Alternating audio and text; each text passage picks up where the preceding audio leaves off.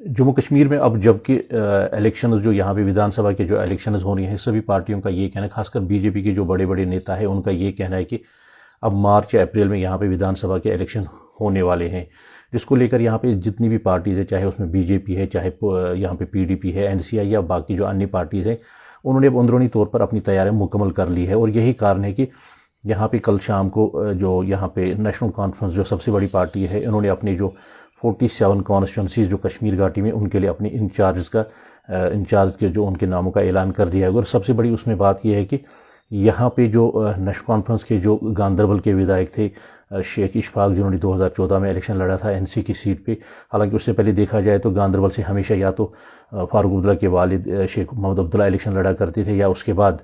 جو فاروق عبداللہ یہاں سے الیکشن لڑتے تھے، اس کے بعد ان کے جو پتر تھے عمر عبداللہ جو پورو سی ایم بھی رہے یہاں پہ، وہ بھی الیکشن یہاں سے لڑ چکے۔ اور یہ ایک بڑی بات تھی کہ انہوں نے یہاں پہ کانسٹیچوئنسی سے ودرا کر دیا تھا، اور شیخ اشفاق جبار جو پہلے کانگریس میں تھے، اس کے بعد جو نیشنل کانفرنس میں آئی تھی، اور اس کو انہوں نے یہاں پہ ایڈجسٹ کر کے اس سے الیکشن لڑوایا تھا 2014 میں۔ سب سے بڑی بات ہے کہ اس لسٹ میں شیخ اشفاق مسنگ ہے، اور ان کے جو سسر ہیں محمد سعید آخون بھی اس کے جو لسٹ ہے، جو انہوں نے انچارج 46 کانسٹیچوئنسیز کا جو انہوں نے انچارج جو ناموں کا اعلان کر دیا، اس میں شیخ اشفاق جبار گاندربل کانسٹیچوئنسی سے اس لسٹ میں مسنگ ہے۔ اور اسی طرح ان کے جو سسر ہیں، ان کے جو فادر ان لا ہے، وہ درگاہ حضرت بل کانسٹیچوئنسی سے اس لسٹ میں مسنگ ہے۔ حالانکہ درگاہ کانسٹیچوئنسی کا انچارج جو علی محمد ساگر ہیں، جنرل سیکرٹری جو پارٹی کے ہیں اور سینئر نیتا بھی ہیں، اور یہاں پہ کئی بار منتری بھی رہ چکے ہیں، ان کے بیٹے کو انچارج بنا دیا گیا ہے کانسٹیچوئنسی انچارج حضرت بل کانسٹیچوئنسی کا۔ اور اس سے صاف ظاہر ہوتا ہے کہ یا تو شیخ اشفاق جبار اور ان کے جو سسر ہیں، ان کے جو فادر ان لا ہے، ان سے نیشنل کانفرنس شاید ناطا توڑنا چاہتے ہیں، کیونکہ شیخ اشفاق کے بارے میں ہم آپ کو بتا دیں کہ 2005 سے جب 5 اگست 2005 والا جو فیصلہ ہوا تھا، 2019 کا جو فیصلہ ہوا تھا 5 اگست کو، اس کے بعد سے شیخ اشفاق نے اس پارٹی سے دوری بنائی تھی، کیونکہ ان کی شاید کچھ اختلافات ہیں اپنی پارٹی کے ساتھ، لیکن پارٹی نے بھی ابھی کھل کر ان کو پارٹی سے نہیں نکالا۔ اور آج تک شیخ اشفاق یہ کہہ چکے ہیں کہ میں نے پارٹی چھوڑ دی۔ وہ ہمیشہ جب سے ان سے پوچھا گیا کہ آپ پارٹی سے کیا چلے گئے ہیں، لیکن ان کا یہ ہمیشہ کہنا ہے کہ میں نیشنل کانفرنس کے ایک سپاہی ہوں اور سپاہی کی طرح کام کرتا رہوں گا۔ لیکن اس لسٹ کی بات کریں گے، یہاں پہ ان کا جو نام ہے اس لسٹ میں مسنگ ہے۔ اور سب سے بڑی بات اس میں یہ ہے کہ 46 کانسٹیچوئنسیز جو ہے یہاں پہ باضابطہ طور پر ناموں کا اعلان کر دیا گیا ہے، اور کئی ایسے نیتا بھی ہیں جن کو یہاں پہ مس کیا گیا ہے۔ اور یہی وجہ ہے کہ نیشنل کانفرنس کی جو تھیم ہے اس میں ہلچل مچی ہے۔ آپ کو بتا دیں کہ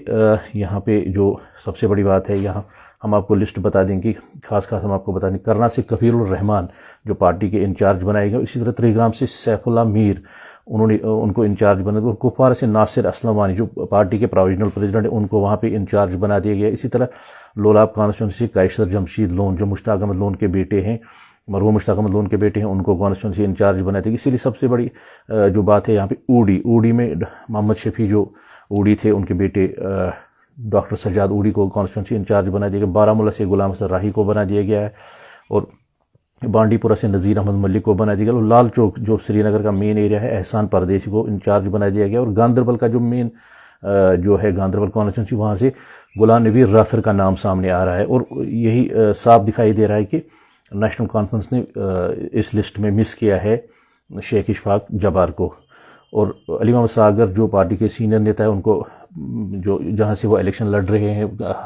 کھانیار کانسٹیچوئنسی سے، اس کو وہاں کا انچارج بنا دیا گیا ہے۔ اور کل ملا کے دیکھا جائے کہ جتنے بھی ان کے نیتا ہے اور جتنے بھی ان کے کارکرتا ہے، ان کو انچارج بنا دیا گیا ہے، لیکن یہ 2 نام اس لسٹ میں مسنگ ہے۔ اور دوسری سب سے بڑی بات اس میں یہ ہے کہ نیشنل کانفرنس نے اس میں صاف کر دیا، کیونکہ یہاں پہ قیاس آریاں لگائی جا رہی تھی کہ یہ شاید پی ڈی پی کے ساتھ گٹھ جوڑ کریں گے، یا پی ڈی پی کے ساتھ مل کر الیکشن لڑیں گے، یا یہاں سے جو ڈیموکریٹک آزاد پارٹی ہے اس کے بھی کئی نیتا یہ بھی کہہ چکے تھے کہ شاید وہ این سی کے ساتھ کولیشن کر کے الیکشن آگے لڑنے والے ہیں۔ لیکن انہوں نے صاف کر دیا، جس طرح سے انہوں نے لسٹ نکال دیا ہے انچارج جو کانسٹیچوئنسیز بنا دی ہے، اس سے صاف ظاہر ہوا ہے کہ نیشنل کانفرنس کسی پارٹی کے ساتھ بھی الیکشن لڑنا نہیں چاہتی ہے۔ میر آفتاب، پنجاب کیسری ٹی وی، سری نگر۔